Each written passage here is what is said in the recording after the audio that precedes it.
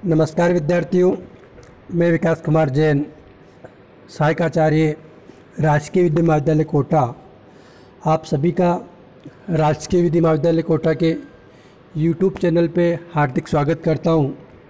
हम बात कर रहे थे दंड प्रक्रिया संहिता की, तो आज हम बात करेंगे दंड प्रक्रिया संहिता के अध्याय 13 की, जो जांच और विचारण में दंड न्यायालयों की अधिकारिता के बारे में बात करता है।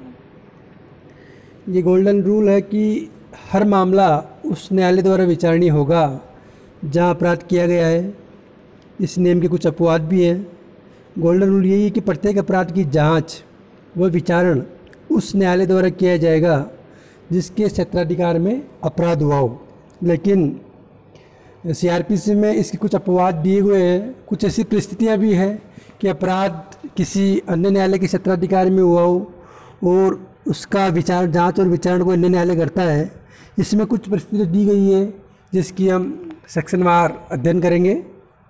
जैसा कि सेक्शन 178 जांच और विचारण का स्थान, जहाँ पर यह अनिश्चित हो कि कई क्षेत्रों में से कहाँ अपराध किया गया है, या फिर जहाँ पर अपराध अंशतः एक क्षेत्र में और अंशतः दूसरे क्षेत्र में हो, या फिर जहाँ पर अपराध की प्रकृति चालू रहने वाला अपराध हो, या फिर अपराध भिन्न क्षेत्रों में कई कार्य किए गए जिससे अपराध का गठन हुआ हो, वहाँ पे उस न्यायालय द्वारा जांच और विचारण किया जाएगा जो किसी भी कार्य क्षेत्र की अधिकारिता रखता है। मतलब जो 4 कंडीशन दी गई है, उन किसी भी कंडीशन में जो भी न्यायालय के क्षेत्राधिकार में है उस न्यायालय को जांच और विचारण की अधिकारिता होगी।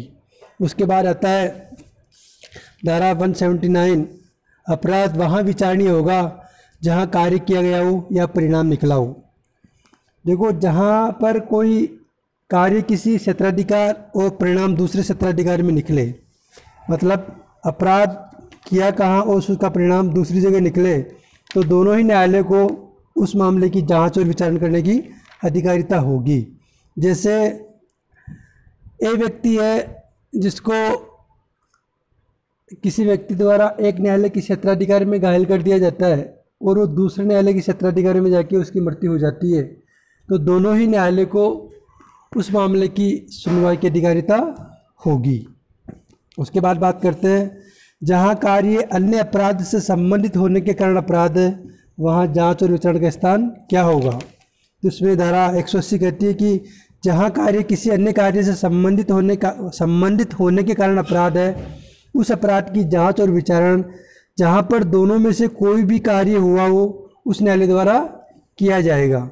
जैसे किसी अपराध व्यक्ति को जानते हुए सदोषपूर्ण छिपाने के आरोप में छानबीन या विचारण या तो उस न्यायालय द्वारा किया जा सकता है जिसके क्षेत्राधिकार की सीमाओं के अंतर्गत सदोषपूर्वक छिपाने, या उस न्यायालय द्वारा जिसके क्षेत्राधिकार की स्थानीय सीमाओं के अंतर्गत अपहरण का कार्य हुआ है। मतलब अगर किसी व्यक्ति का अपहरण हो जाता है तो जहाँ से उसका अपहरण हुआ है उस न्यायालय को विचारण करने की अधिकारिता होगी, और जहाँ उसको छिपाया गया है या जहाँ वो मिला है, इन सब न्यायालय को उसकी जांच और विचारण की अधिकारिता होगी।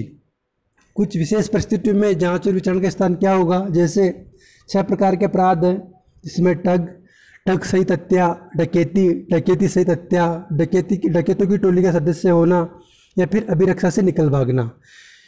उस न्यायालय में जांच और विचारण होगी जहां अपराध हुआ या फिर अभियुक्त पाया गया। जैसे कोई व्यक्ति ठग है या डकैती करके एक एरिया में डकैती की और दूसरे एरिया में वो मिला, तो अभियुक्त जहां पाया गया या जहां अपराध हुआ, दोनों ही न्यायालय को उस मामले की जांच और विचारण की अधिकारिता होगी। उसके बाद आता है इसमें अपहरण और व्यापहरण। जहां पर हुआ, व्यक्ति ले जाया गया, छिपाया गया, निरुद्ध रखा गया। चोरी, उद्दीपन, लूट, जहाँ पर अपराध हुआ, जहाँ चुराई संपत्ति का कब्जा या चोर या प्रापक द्वारा, या फिर जहाँ चुराई संपत्ति बरामद प्राप्त हुई। जहाँ जैसे आपराधिक दुर्विनियोग और न्यासभंग के मामले में जहाँ अपराध हुआ, संपत्ति प्राप्त हुई, संपत्ति को रखा गया, संपत्ति लौटाई जानी थी, जहाँ लेखा दिया जाना था। इन सब क्षेत्रों में जिन जिन न्यायालयों की क्षेत्राधिकारिता है, उन सब न्यायालय में से किसी भी न्यायालय में आपराधिक दुर्विनियोग और न्यासभंग के अपराध की जांच और विचारण किया जा सकता है। जहाँ कोई सा भी अपराध है जिसमें चुराई हुई संपत्ति जो कि भारतीय दंड संहिता की धारा 410 में परिभाषित है, जहाँ अपराध हुआ और जहाँ संपत्ति प्राप्त हुई, चुराई संपत्ति को प्राप्त करना भी अपने आप में एक अपराध है।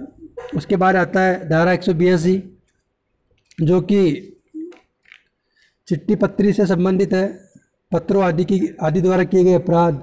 जहाँ पर अपराध चिट्ठी दूरसंचार द्वारा, तो उसका जांच और विचारण करेगा जहाँ से आदेश या संदेश भेजा गया और जहाँ प्राप्त किया। यदि कोई संपत्ति प्रदान की गई या संपत्ति प्राप्त की गई, जहाँ से संपत्ति प्रदत्त की गई और जहाँ पर प्राप्त हुई, दोनों ही न्यायालय को जांच और विचारण की अधिकारिता होगी। और अपराध जहाँ पे 494 और 495 आईपीसी अर्थात द्विविवाह से संबंधित है, तो वहाँ उस अपराध की जांच और विचारण करने की अधिकारिता, जहाँ पर अपराध किया मतलब द्विविवाह किया, जहाँ अपराधी या उसका पति या पत्नी अंतिम बार निवास किया या फिर पत्नी ने अपराध के पश्चात स्थायी निवास किया, इन न्यायालय में से किसी भी न्यायालय द्वारा जांच और विचारण किया जा सकता है। यात्रा के दौरान अपराध, धारा 183 कहती है कि यात्रा और जल यात्रा के दौरान कोई अपराध किया जाता है तो उन सभी न्यायालय को जांच और विचारण करने की अधिकारिता होगी जहाँ से अगर उसने यात्रा की। उसके बाद बात करते हैं धारा 184 की, जो कहती है कि जहाँ कहीं अपराधों के लिए एक व्यक्ति का विचारण धारा 219, 220, 221 के अंतर्गत, मतलब आरोपों का संयोजन किसी भी न्यायालय द्वारा जो सुनने में सक्षम है। और दूसरी कंडीशन है कई व्यक्तियों का कहीं भी आरोप के संयोजन, तो धारा 223 के अंतर्गत व्यक्तियों का संयोजन तो किसी भी न्यायालय द्वारा जो सुनने के लिए सक्षम है। धारा 185 कहती है कि राज्य सरकार यदि चाहे तो किसी मामले का विचारण किसी भी सेशन खंड को कर सकता है, परंतु यह तब जबकि ऐसा निर्देश उच्च न्यायालय या उच्चतम न्यायालय द्वारा संविधान के अधीन या इस संहिता के या तत्समय प्रवृत्त किसी अन्य विधि के अधीन पहले ही जारी किए गए किसी निर्देश के विरुद्ध नहीं हो। आगे कुछ परिस्थितियाँ दी गई है कि किन परिस्थितियों में कौन सा न्यायालय विचारण करेगा। धारा 186 कहती है कि जहाँ पर दो न्यायालयों के बीच संदेह हो कि कौन सा विचारण करेगा, अगर वो दोनों न्यायालय एक ही उच्च न्यायालय के अधिकारी क्षेत्राधिकार में आते हैं तो उच्च न्यायालय तय करेगा। और यदि दोनों न्यायालय अलग अलग उच्च न्यायालय के क्षेत्राधिकार में आते हैं तो वहाँ पर तो वह न्यायालय निर्णय करेगा जिसके क्षेत्राधिकार में सर्वप्रथम वाद संस्थित किया गया हो। मतलब जैसे ए न्यायालय है और बी न्यायालय के बीच विवाद है, दोनों भिन्न भिन्न उच्च न्यायालय के क्षेत्राधिकार में आते हैं, तो उस मामले की जांच और विचारण की अधिकारिता किस न्यायालय की होगी, ये तय वह उच्च न्यायालय करेगा जिसके क्षेत्राधिकार में स्थित न्यायालय में पहले मामला संस्थित हुआ हो। उसके बाद बात करते हैं कि जो प्रथम वर्ग मजिस्ट्रेट है, ये कि स्थानीय अधिकारिता से परे किए गए अपराध के लिए समन या वारंट जारी करने की शक्ति, इसमें कुछ कंडीशन दी हुई है। ये उपधारा प्रथम श्रेणी के मजिस्ट्रेट के अधिकार प्रदान करती है कि वह अगर मजिस्ट्रेट को ये विश्वास करने का कारण हो कि उसकी स्थानीय अधिकारिता के अंदर किसी व्यक्ति ने ऐसी अधिकारिता के बाहर कोई अपराध किया है या फिर अपराध भारत के अंदर या भारत के बाहर किया है, और अपराध ऐसा होना चाहिए जिसकी जांच या विचारण धारा 177 से लेके 185 तक की धाराओं के उपबंधों के अधीन या उस समय प्रवर्तित किसी अन्य विधि के अधीन ऐसी अधिकारिता के अंदर नहीं किया जा सकता, किंतु तत्समय प्रवर्तित किसी विधि के अधीन भारत में विचारणीय है। यदि उपरोक्त शर्त पूर्ण हो जाती है तो मजिस्ट्रेट अपराध के विषय में उसी प्रकार छानबीन कर सकता है जैसे अपराध उसी की स्थानीय अधिकारिता के अंदर हुआ हो। मजिस्ट्रेट अभियुक्त के समक्ष उपस्थित होने के लिए मजिस्ट्रेट अभियुक्त को अपने समक्ष उपस्थित होने के लिए बाध्य कर सकता है। मजिस्ट्रेट अभियुक्त को एक ऐसे मजिस्ट्रेट के पास भेज सकता है जिसे ऐसे अपराध की जांच या विचारण करने का अधिकार है।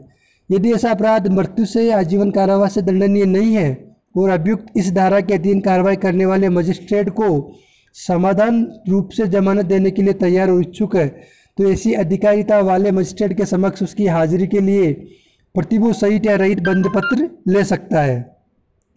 अब क्वेश्चन उठता है कि भारत के बाहर किया गया कोई अपराध, उसका जांच और विचारण कौन करेगा। जब कोई अपराध भारत से बाहर किया जाता है तो भारत के किसी नागरिक द्वारा चाहे खुले समुद्र पर या अन्यथा किसी व्यक्ति द्वारा जो भारत का नागरिक नहीं है, भारत में रजिस्टर्ड किसी पोर्ट या विमान पर करता है, तो उस अपराध के बारे में उसके विरुद्ध ऐसी कार्रवाई की जा सकती है मानो वह अपराध भारत के अंदर उस स्थान पर किया जहाँ वह पाया गया है। परंतु इस अध्याय की पूर्ववर्ती धाराओं में किसी बात के होते हुए भी ऐसे किसी अपराध की भारत में जांच और विचारण केंद्रीय सरकार की पूर्व मंजूरी के बिना नहीं किया जाएगा।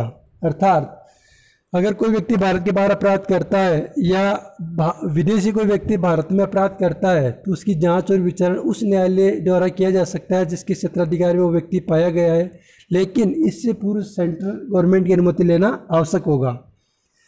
इसलिए धारा 189 कहती है कि भारत से बाहर किए गए अपराधों के बारे में साक्ष्य लेना, जहां पर अपराध भारत के बाहर किया गया है तो केंद्रीय सरकार उचित समझे तो ऐसी प्रतिलिपियां अभी साक्ष्य की न्यायिक मजिस्ट्रेट या राजनीतिक या काउंसिलीय प्रतिनिधि के समक्ष ली गई है को साक्ष्य के रूप में ग्राह्य कर सकता है। धन्यवाद।